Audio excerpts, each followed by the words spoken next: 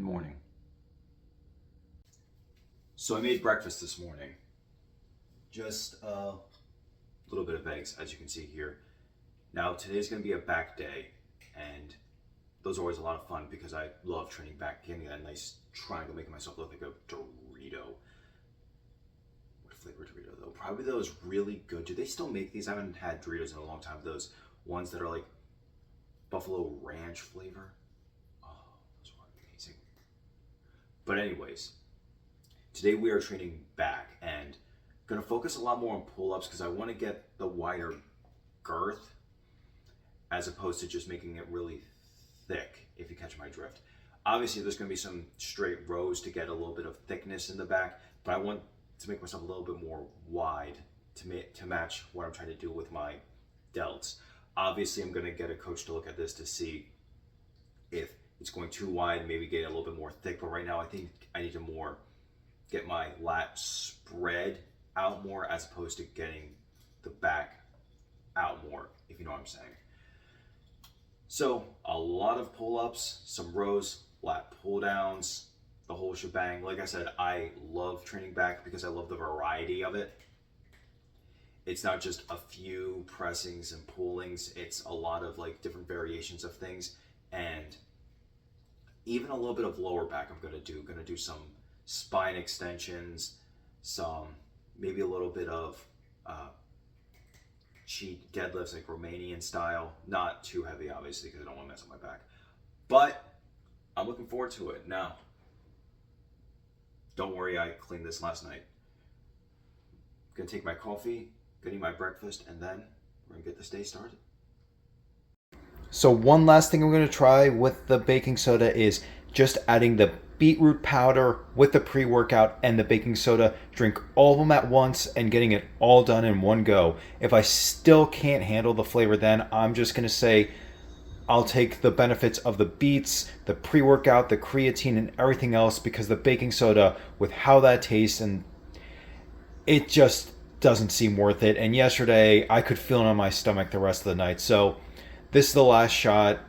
If this doesn't work, if I'm still not digging it, I'm going to call it and just use the baking soda just to cook a little bit more, because it just doesn't seem worth it.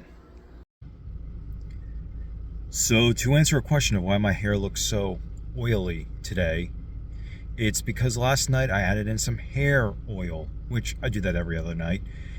It does work, I think, but it does leave the hair feeling weird until it gets showered out. So, can't wait to finally shower after the gym. So we start our workout with a little bit of cardio, just 15 minutes on the step mill, nothing too crazy. Next we go on to some pull-ups, some ring pull-ups to be exact. And the reason I did rings over bar is I just think rings are more fun.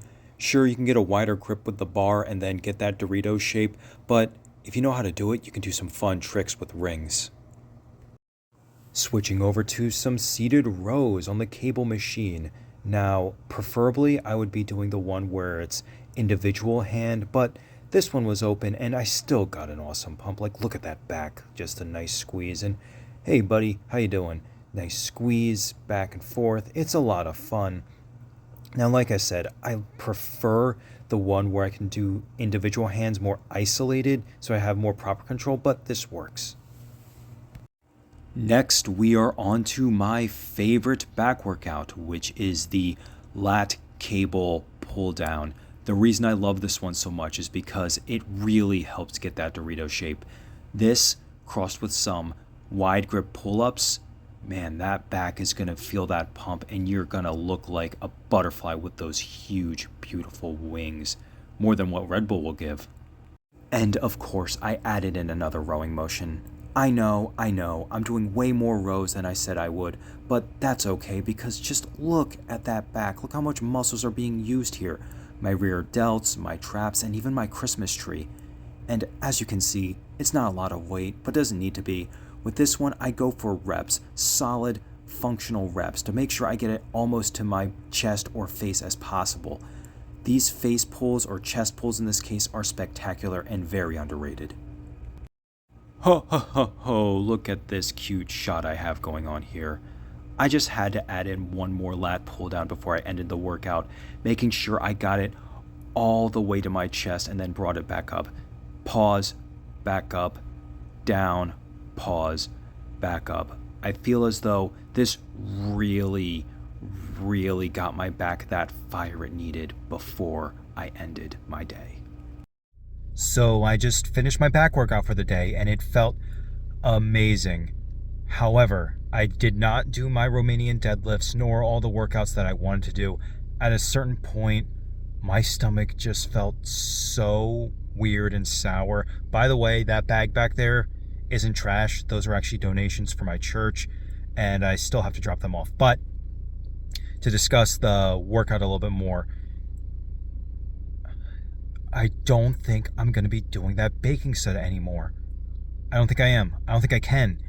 Every time I do it, it just stays in my stomach and it feels sour and I can't get rid of it, and I still feel it now. So I think I'm going to call it with that. It sucks because I am feeling like an outstanding pump, but like I said, it's not worth it with the way it makes my stomach feel, and the taste is just way too awful. So I'm going to be sticking with the pre-workout creatine and then beetroot powder when I'm actually at the gym. Hopefully I can find a place that has some maca soon. Everywhere is sold out for whatever reason. I know I can probably get some on Amazon, but I like supporting my local places. Anyways, I got an acting class tonight, so I gotta get ready for that. I'll catch you guys later tonight. So, my acting class is done, and so is my day. Like I said, I had an overall great back workout, but that combination with baking soda, that's not happening anymore. Jirki wanted to say hi. Here she is. Hi, sweetie.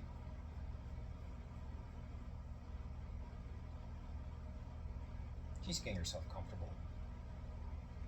This is her butt. Her butt wanted to say hi. But outside of that and the workout, acting class went really well.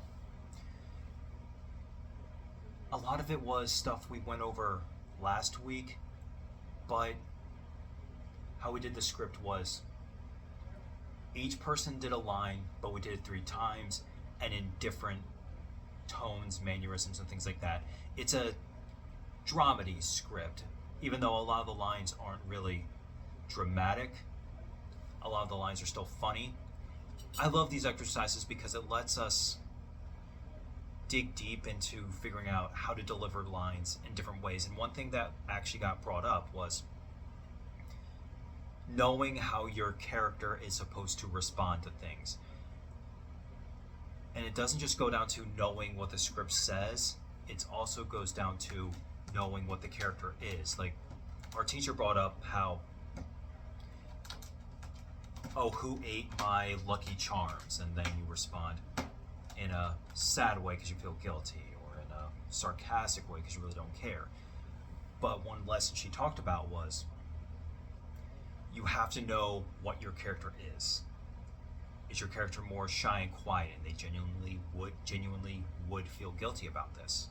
So the character would act guilty about it. They feel bad. They offended their friend.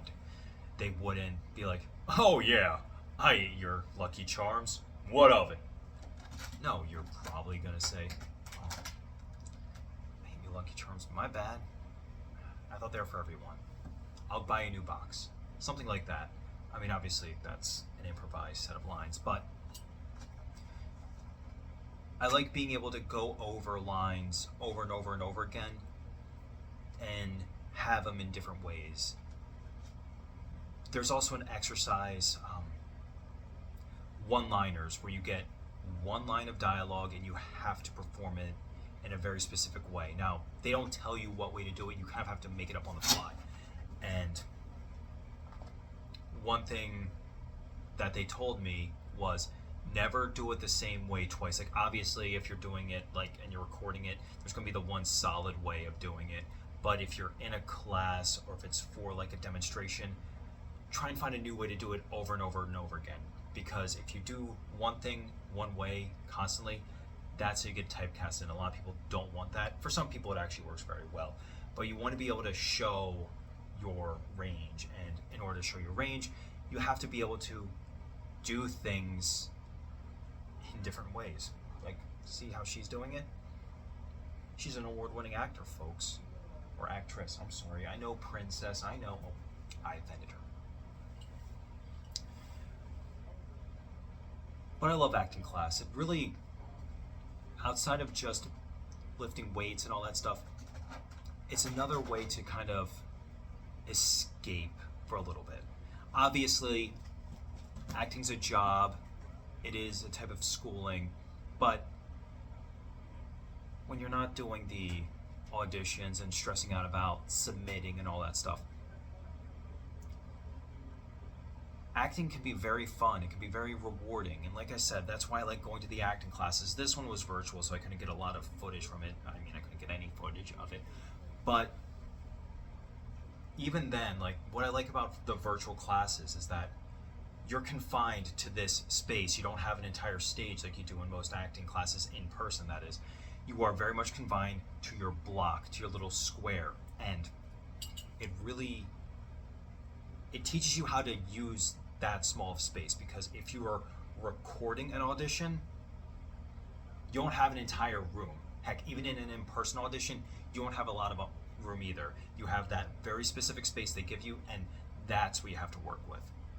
And that's why I sometimes prefer doing it just virtually as opposed to doing it in person. Of course, doing it in person, you can get face-to-face conversation with your teachers and things like that. But since a lot of auditions are done online now, you only have that small space. And you see all this room I have here. In an actual audition, like my tripod's back there, obviously. That was for when we were practicing runway.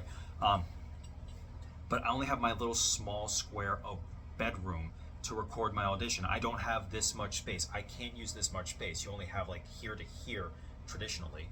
And that's what you have to work with. That's why an online course is probably just as beneficial for an actor as an in-person one is. An in-person one, you're getting face-to-face honest reaction from your teacher. On an online one, you're learning how to act just on camera in that small space you have. Now, obviously when you're making a movie, you have a little bit more room to move around because the camera's moving sometimes. But when you're limited, you have to learn how to work with that. And that's why I love independent films so much, because you really do learn how to make something good with the small budget you have. That's why I love Trauma. That's why I love Jeremy Saulnier's films. Green Room is a spectacular movie if you haven't seen it. Or like I said, Trauma, anything made by them. Most A24 films are pretty independent films.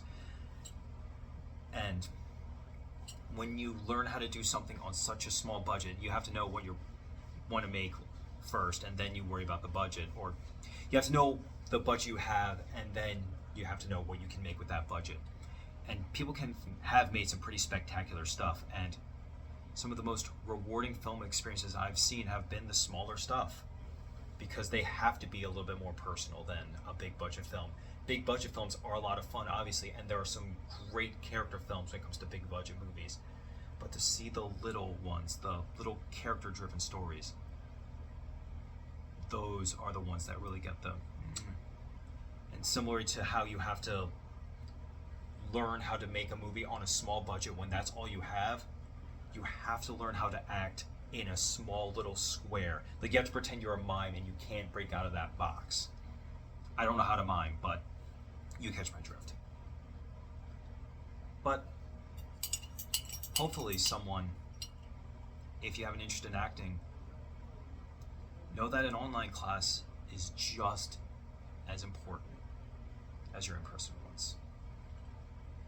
Have a good night.